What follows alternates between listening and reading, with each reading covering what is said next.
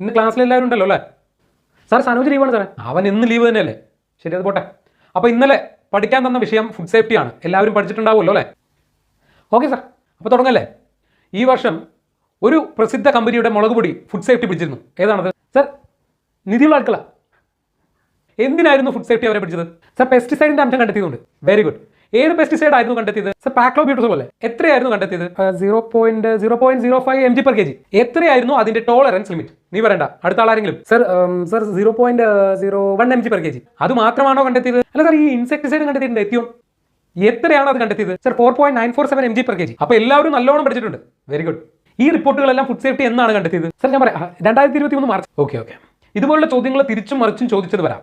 അപ്പോൾ എല്ലാ രീതിയിലും എല്ലാം നമ്മൾ പഠിച്ചിരിക്കണം കേട്ടോ. അല്ല സാർ, ഇത് അടുക്കളയിലെ നിധിയുമായി ബന്ധപ്പെട്ട് മാത്രമല്ലേ ചോദിക്കുള്ളൂ? അതെ. ഇനി ആർക്കെങ്കിലും എന്തെങ്കിലും സംശയങ്ങളുണ്ടെങ്കിൽ ചോദിക്കാം സാർ. ഇത് മാധ്യമങ്ങളിലൊന്നും വന്നില്ലല്ലോ സാർ? അതെന്താ? അതൊന്നും വരില്ല. കാരണം അവർക്ക് ചാനൽ നടത്തിക്കൊണ്ടു പോകണമെങ്കിൽ ഇവരെ പിണക്കാൻ പറ്റില്ലല്ലോ സാർ. അപ്പോൾ പിന്നെ എങ്ങനെ